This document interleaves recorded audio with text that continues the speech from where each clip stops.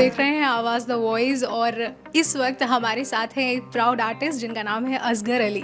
तो असगर अली साहब ने जो ये कला भूमि शुरू की है, आज हम इसका दौरा आपको करवाने वाले हैं। सर, स्वागत है आपका। Thank you so much.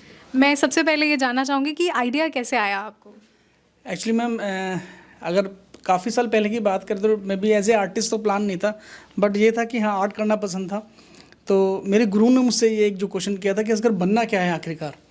Paintings बहुत सारी बनानी है एज ए आर्टिस्ट, अपने आप को जो रिप्रेजेंट करना है, या फिर कुछ यूनिक कुछ प्लान करके जाना है, या कुछ ऐसा जिसमें आपको याद किया जा सके। तो आई थिंक मेरा भी एक माइंडसेट कुछ ना कुछ क्रिएटिव जो है जो सोचने पे था। तो मेरा सोचना यही था कि मैं पूरी जर्नी में 2000-3000 पेंटिंग लास्ट में बना पाऊँगा अगर मैं एक जनरेशन को अगर मैं कुछ ट्रेन करके जाऊँ।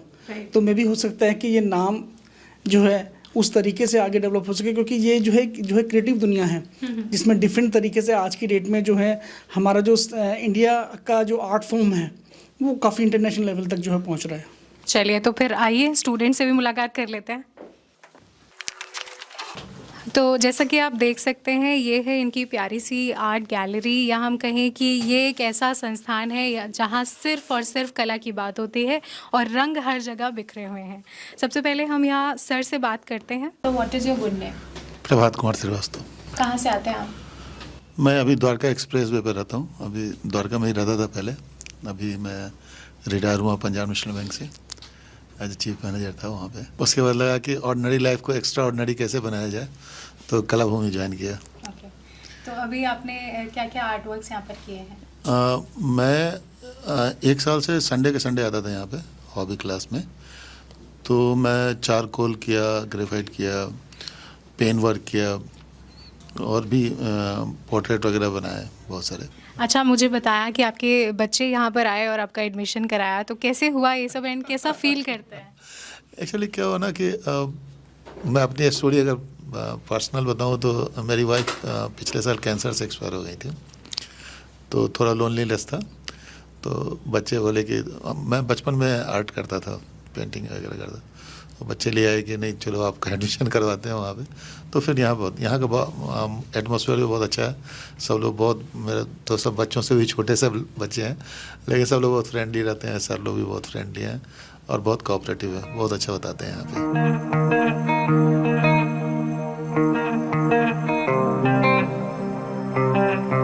अभी आप क्या बना रहे हैं? अभी तो मैं चारकोल का ही काम कर रही हूँ। ओके, सो कोलकाता के जो स्पेशल आर्ट वर्क्स हैं या पेंटिंग्स हैं, कैसे आपको इन्फ्लुएंस करते हैं वो? क्या तो अच्छा लगता है वहाँ का आपको? वो तो ट्रेडिशनल है हम लोगों का, तो हम लोग तो अपनी कल्चर के साथ चलते हैं। दुर्गा पूजा बोलो, वो थीम, ऐसा तो ड्राइंग करते ही हैं हम लोग।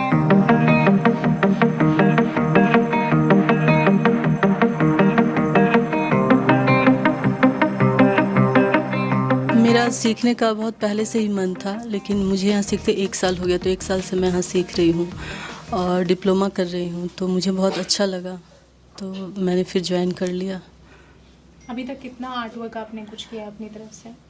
अपनी तरफ से यहाँ तो मैंने 25 तरह के मीडियम सीखे हैं, और अपनी तरफ से भी अब बहुत सारा मतलब मैं बनाई हूँ। जैसे पेन वर्क है, फिर वाटर कलर है, ये सब हमने अपनी तरफ से किया है।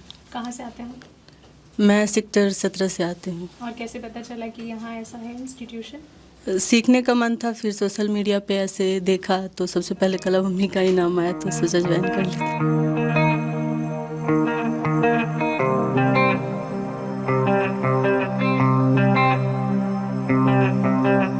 मैं असम से हूँ। ओके, तो कैसे आपने प्लान किया कि एकेडमिक्स के अलावा मुझे आर्ट में भी जाना है?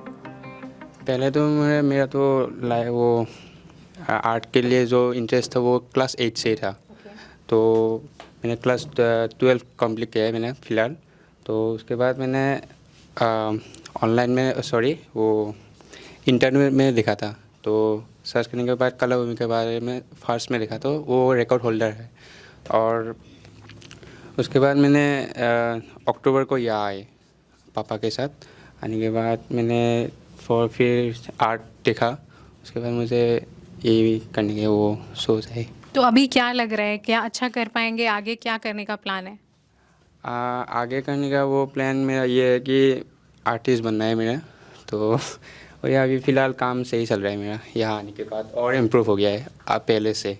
ओके, तो अभी तक कितने आर्ट वर्क्स आपने यहाँ कंप्लीट किए सर की गाइडेंस में? 3 क्या क्या बनाया? एक चारकोल और 2 ग्रेफाइट पेंटिंग।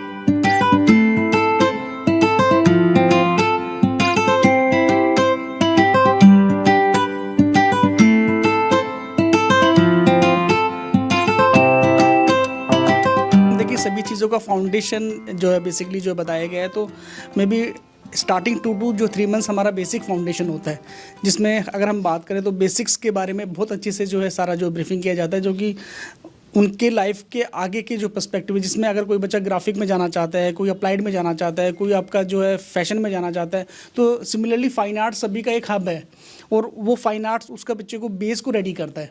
तो बेस एक बार रेडी होने के बाद फिर उनके मीडियम्स हैं डिफरेंटली, क्योंकि जब तक वो किसी चीज़ को विजुअल्स नहीं करेंगे, बनाएंगे नहीं, उसके मेथड्स को नहीं जो है समझेंगे, तो वो किसी भी चीज़ में क्रिएटिव तरीके से जो है सोच नहीं पाएंगे और ना ही उन चीज़ों को जो है क्रिएट कर पाएंगे, क्योंकि एक्चुअल में ये सारी फील्ड जो है क्रिएशन पे डिपेंड है।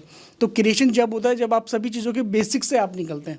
तो बेसिक्स के साथ में अगर आप देख रहे हैं तो ये डिफरेंट बच्चे इसलिए हैं क्योंकि इनमें से कुछ बच्चे जो है निफ्ट में जाएंगे, कुछ आपके जो है एनिमेशन के लिए हैं, कुछ जो फैशन के लिए हैं। तो उन सभी का फंडामेंटल ऑफ ड्राइंग्स के साथ में ही जो है चीज़ें बेसिकली कराई जाती हैं।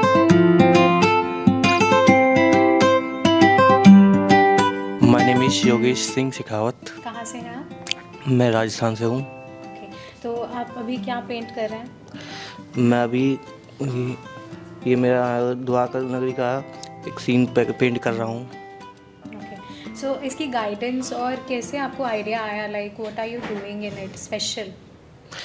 मैं इसमें स्पेशल मतलब जो बिल्डिंग्स होती हैं उस ज़माने की, उसमें क्या मतलब उसमें जो कार्विंग्स होती हैं कितनी ब्यूटीफुल होती है, मतलब इसमें इतनी टेक्नोलॉजी नहीं थी जब भी वो इतना सुंदर काम कर सकते थे, वो दिखाना चाहता हूँ। ओके, तो कितने टाइम से आप कर रहे हैं? मैं इसमें हो गया मुझे 1 मंथ हो गया है। और क्या लगता है आपको कब तक कंप्लीट हो जाएगा? मुझे लगता है ये अगले महीने तक हो जाएगा।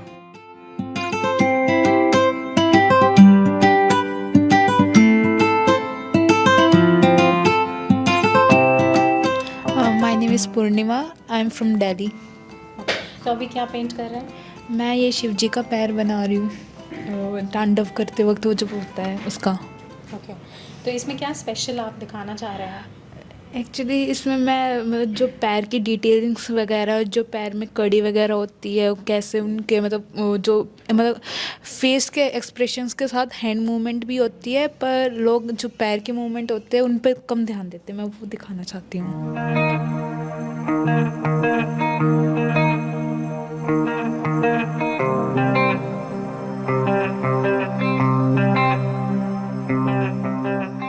अभी रिसेंटली सर अयोध्या में आपने वर्ल्ड रिकॉर्ड स्थापित किया और साथ में आपके बहुत सारे स्टूडेंट्स और टीचर्स भी कनेक्टेड थे, उनके बारे में बताइए ज़रा।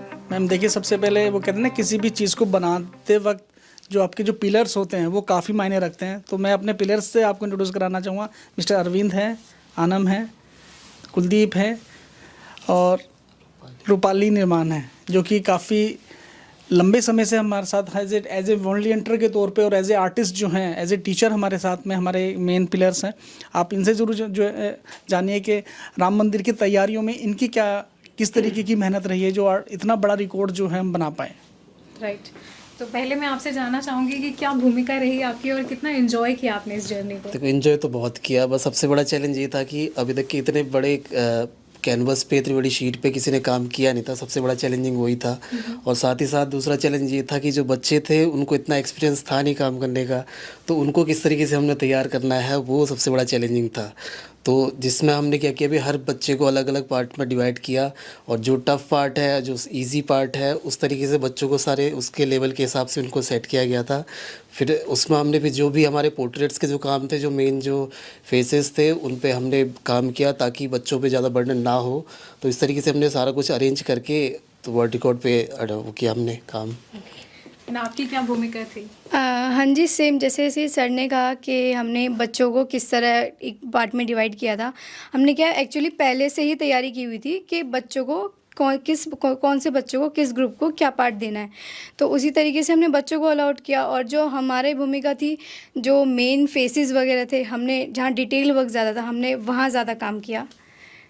ओके, और आपका क्या रहा? मेरा बच्चों को मैनेज करना और सारे जो बच्चे काम कर रहे हैं उनके पास कलर्स हैं कि नहीं हैं, ब्रश की कमी है, हर मटेरियल्स को उनके पास तक पहुंचाना, इन सभी चीज़ों में हमारा सहयोग। चलिए, ये तो बेस्ट है, कोऑर्डिनेटर तो ज़रूरी होता है। और आप? हाँ, कोऑर्डिनेट करना सबके साथ और मिलके काम किया, उसको एंजॉय भी बहुत किया और कलरिंग वगैरह देखा, मतलब जहाँ पे जो करना है, बहुत बड़ा एरिया है क्योंकि उस पर तो पहले से डिसाइड भी कर रखा था कि आप ये करेंगे, रिस्पॉन्सिबिलिटी थी उसमें, और इन्जॉय भी करा साथ के साथ काम के साथ। तो कैसा लगा जब अंत में पता चला कि भाई पेंटिंग जो है वो पीएमओ तक पहुंच गई है? बहुत बहुत खुशी हुई, अच्छा लगा, हमारी जो मेहनत थी वो रंग लाई।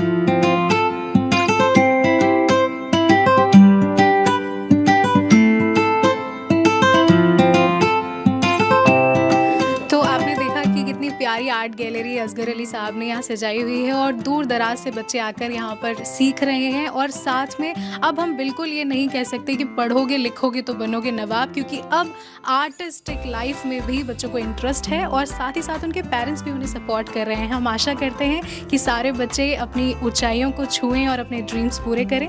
देखते रहिए आवाज़ द वॉइस। नमस्कार।